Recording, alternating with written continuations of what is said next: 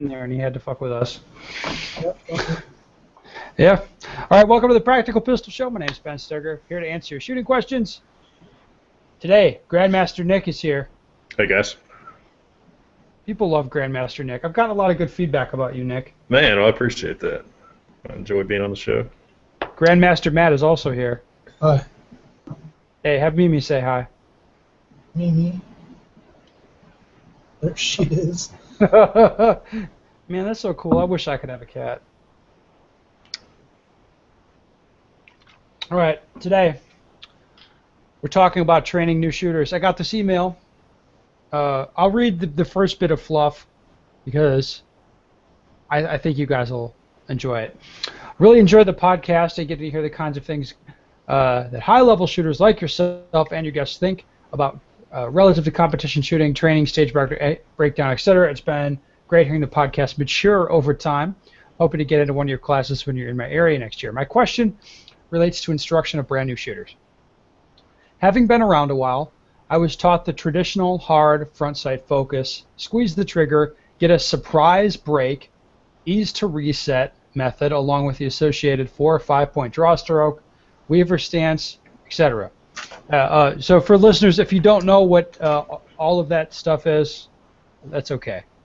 You think you'll get the idea. Yeah. After stagnating in my shooting ability for years, it wasn't until I met Frank Garcia several years ago and trained with him that I was exposed to the ideas of slapping the trigger, utilizing the sight focus and trigger finger speed necessary to make the shot based on target size, distance, difficulty, etc. I have since seen some improvement in my shooting, but starting over essentially from scratch and relearning a whole different method is giving me some difficulty. It is because of my own experience that I wonder if teaching new shooters the traditional method, excluding the weaver stance, of sight picture and trigger control is still viable, or if we should be starting brand new shooters off a different way. What would best set them up for success later on and lay the best foundation for skills that can be built upon to improve down the road? What do you and your guests who instruct others do when training brand new shooters? If you don't or only rarely encounter new shooters, what method do you think you would use or would be best? All right, a little bit of a complicated question, guys. So basically, the guy asking the question proposes that there's a traditional way of doing things. I think more or less he nailed it. I think he's describing the traditional way pretty well. That's fair to say, yeah, Hopkins? Yeah, I'd agree with that. There'd be some guys would have some bones of contention about what is better. I mean, even traditionalists would have some, they wouldn't all agree on everything. But I mean, in the broad, painting with a broad brush, yeah, that's traditional marksmanship instruction. So the question is that fucked? Should you start people off a different way to set them up to do well for USPSA shooting or more advanced shooting or whatever? Or if that's not the way to do it, what other way would you do it? Or I mean, how should we be starting off new shooters? Nick, you're the smartest guy here, so what do you think about this? Bold statement, sir. Yeah. Well, I don't know. I'm gonna go back to the email and kind of I'm gonna dispute a little bit, or I'm gonna say that I think about some of the things that guy was talking about a little bit differently than the way he's laying them out there. So first of all, I'm not gonna say there's like a traditional way or a new non-traditional way. I think that basically what you're doing as you are increasing your speed of shooting in USPSA is you're still using the same fundamentals. You're just trying to apply them faster and learn where you can kind of cheat them, but they never really go away. So when he says, do you want to start off a new shooter in a different way or whatever, it's like, no. A new shooter still needs to learn fundamentals of marksmanship and be able to shoot a tight group with no time pressure at a long distance. If you can't do that to start with, how far you can go in USPSA, in my opinion, is going to really be capped. So I wouldn't take a new shooter or somebody that's new to USPSA and start trying to teach them to slap a trigger and see through the sights and all this or whatever. I would want to make sure their fundamentals are sound, and then start easing them into those USPSA aspects of shooting that make you better at the game. Hopkins, what do you think?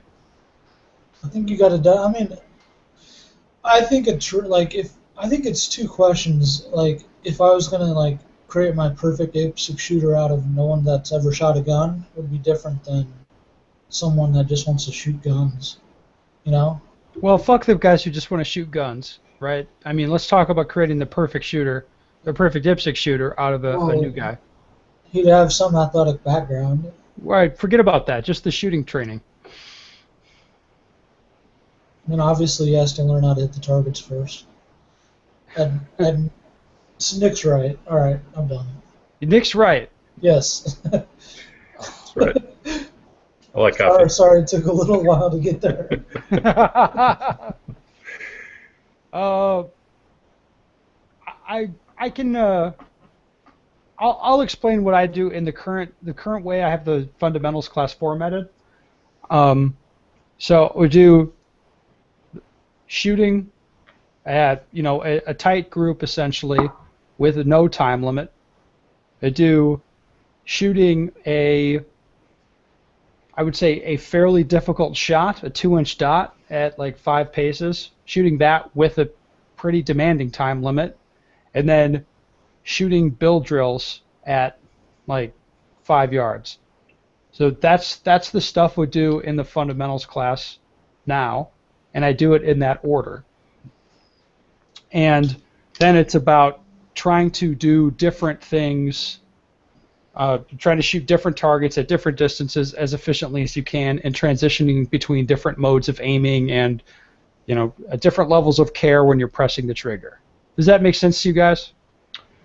Yeah, but one thing you're doing is, like, in a class, of course, you're wherever you are, you only have a certain amount of time, so you want to expose everyone to as wide array of skills as possible as well, right? So that kind of also figures into what you're doing. So you're not, obviously you want to get better in the class, but you're also saying, this is what you have to be. This is the standard you have to meet on this exercise. This is the standard you have to meet here on this exercise. And after the class, you're going to go out, you're going to practice this stuff and try to hit these milestones. Well, that's a piece of it, but really, the idea is that, well, I'll tell you what I say is, like, we're going to do distance shooting, or do essentially group shooting with no time limit, and I don't like to do that because it doesn't have a whole lot to do with IPSC, but you still got to be able to do it. Usually with like a little tiny bit of instruction, people can go from hitting the left D zone. If they're right-handed, they hit the left D. They hit left Charlies a lot. It's pretty unusual that somebody will shoot all alphas even at like 20 yards with no time limit. That's pretty unusual that you see that, to be honest. Out of like 20 shots, it just doesn't happen that much. So USPSA shooters are pretty shit at group shooting, but they tend to get a lot better with just a little bit of work on it. And I don't do classical marksmanship fundamentals, so there's no surprise trigger break. I don't worry about any of that stuff. I pretty much take. I don't know what that is. So what that is if you put the sights on target, you're going to press the trigger, and the idea is you let the gun surprise you when it goes off. Oh, so you have no influence on it? Correct. That has never made one damn bit of sense to me, not one bit. Never. Well, it works really well if there's no time limit in the equation, right? So I don't even bother putting that idea. I don't put that idea in people's heads, because once they start shooting with the time limit, it ain't going to work. So we're just like, it's like line up the sights. Okay, that's the easy part. That's done. Okay, press the trigger nice and gently, without moving anything as best you can. If the shot doesn't hit where it's supposed to hit, you fuck that part up. Almost always. It's the trigger presses everything, so it's all about just understanding. You press the trigger straight, the bullet's going to go where you want it to go, and then it turns into pressing the trigger, like learning to shoot basically as fast as you can pull the trigger. That's like a 5-yard build drill, right? You shoot as fast as you can pull the trigger. The sight alignment is, you just like look right through the gun. You see the fiber dancing around the target. That's going to be fine. If you're gripping the shit out of the gun, it's probably not going to go anywhere. and then shooting, tough shots with the time, like doing the dot drill that we do. Yeah. Like, and then what I try to do is get people to intuitively develop a continuum of what do the sights need to look like, how much can I whack the shit out of the trigger, how carefully do I have to press the trigger, all that stuff. People learning what they have to do to hit any target as efficiently as they can. Yeah, and that started really early. I mean, like, I think that's pretty much the first thing I would do with somebody. I mean, I have had more or less brand new shooters, and I start with that stuff. Okay. Like, yeah. So I was gonna say, so most of the people in your, and we're gonna lead into the other question here, but most of the people in your class have probably above average shooting experience and exposure to USPSA before they even come into your class. Yeah, they're almost always gonna have exposure to USPSA. If I have brand new shooters, that's in many cases that's not a bad thing. I've gotten a guy who's brand new to do a 2-second bill drill with alphas at like 5 yards on the first day, and be able to hit alphas at like 20 yards with no time limit on the first day, and be able to kind of transition between different target difficulties on the first day, because they don't have it in their brain that they can't do that stuff. Like, they're too stupid to know that this stuff is hard, so they do really well. Is it? I think that's one of the main things people like. We're not doing stuff that's super hard. No, it's really build not. it up. That, like, if you think about it, driving a car is way more difficult than shooting a gun, I think, right? I mean, I guess. You really really. have a lot of experience from when you're 16 years old. Yeah, and the other one you might have picked up within the last few years. Yeah, and you're really not doing on a daily basis like a long time. That's true. And in shooting, it's really easy to do like isolation exercises. So our classes and drills are formatted essentially as isolation exercises. Say you take one piece of what a stage looks like and you work on that bit in isolation. And almost always you're going to see people do really well on that little piece of shooting a stage in isolation. They'll do really well on it, and then when you mix it in with a bunch of other elements, they don't do as well on it. So if you pull pieces out, work on them in isolation, people tend to understand it really easily. And through doing drills and improving each of those little pieces, they tend to get better at doing a bunch of them at once. Am I talking too crazy, Nick? Are you following this? No, I think that's perfect. Yeah. So to speak directly to this guy's question, I think teaching people the traditional method, like I do not tell people to pin and reset, because that slows people down a lot. That's one of the hardest things I've found to have people break, They're not, like, if they think they're doing pin and reset when they're shooting fast, they're not. You see what I'm saying? Like, you're not going to do a bill drill doing pin and reset. No fucking way. It's not going to happen. No, you put a high-speed camera next to their finger, they're not doing pin and reset. They're slapping that bitch. It wouldn't be like a 2-second bill drill. You could do like a 10-second bill drill. I mean, I guess, but that's the sort of thing that. What's interesting about shooting is you can put an idea in someone's head, and then if that idea works for them with their training, then they think like, okay, this works, so now I'm just going to go faster. And then they intuitively start doing things slightly differently as they start going faster, but they have it in their heads that they're doing everything the other way. So for example, pin and reset trigger control is one that a guy might have it in his head that he does pin and reset trigger control, but he goes around a stage like rocking 17 splits, and you're like, bro, that's no way you're doing pin and reset. Like, if it worked for you to put it in your brain that way, and then you intuitively figured it out, that's cool, but that's not really what's going on. So another example is target focused shooting. Not many people really do that with iron sights. They just don't. They think they are, but they're not. What they end up doing is getting one sight picture and then just whacking the trigger twice on the close stuff. That's what they do. And they don't see the second shots. You've seen a lot of these guys, right, Nick? Yeah. Absolutely. Yeah, but anyway, it's an interesting question. Nick, how would you, like, if you had some dude who'd never shot before, and you wanted to make them a badass IPSC shooter, what would you do? You'd probably start with shooting groups, huh? Yeah. Yep. Absolutely. But how good would they have to be before you'd move on to something else? I'd like to see them be able to shoot kind of a fist-sized group at about 5 or 7 yards. Before 7 yards. That's it. I mean, that's enough to hit an A zone on probably 50%, at least 50% of all those shots you're going to see in a USPSA match, right? Yeah, but that's really close.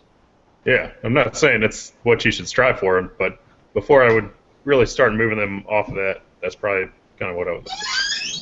But that could be accomplished in like 20 minutes. If it's maybe. It depends on the person.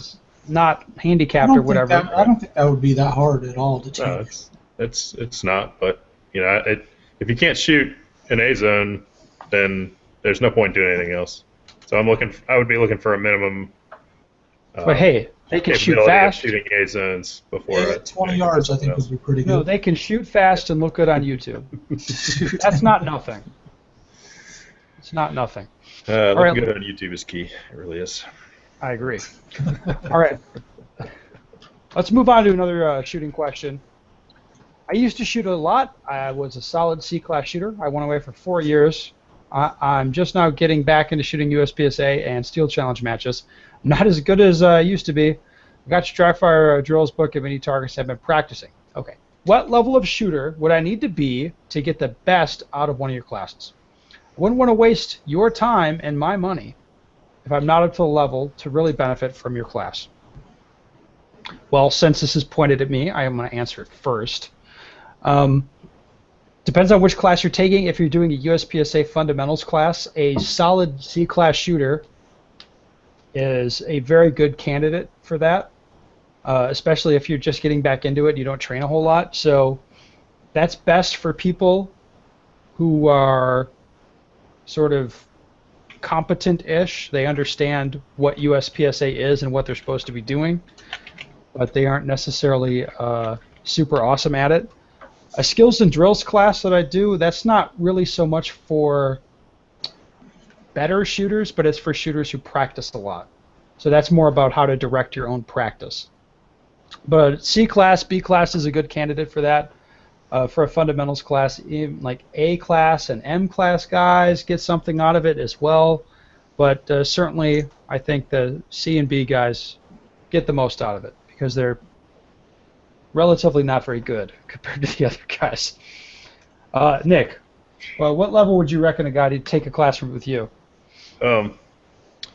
Yeah, I mean, to me, it's more like I work with people with kind of a wide variety of skill levels, honestly, and most of them are close, so it's not a big deal to travel or whatnot. But if I were going to go take a class that I was going to spend a good bit of money and travel money on, I would want to have decent shooting fundamentals already. So I'd want to be able to hit A's at 20 yards, untimed, that kind of thing. And then also I would want to have enough exposure to USPSA to where I really know, the fundamentals of the rules, what's going on, so that that way you're going to be able to spend your time, if you have any mechanical shooting issues, maybe refine those a little bit, but you don't want to spend, a lot of, concentrated money building those up, because you can do that basically on your own with some, basic instruction. So I would want to be more focused on learning how to get better at USPSA stages. So I would want to have enough fundamental base to be able to do that. All right, Hopkins, you do classes with guys? Yeah. What do you think?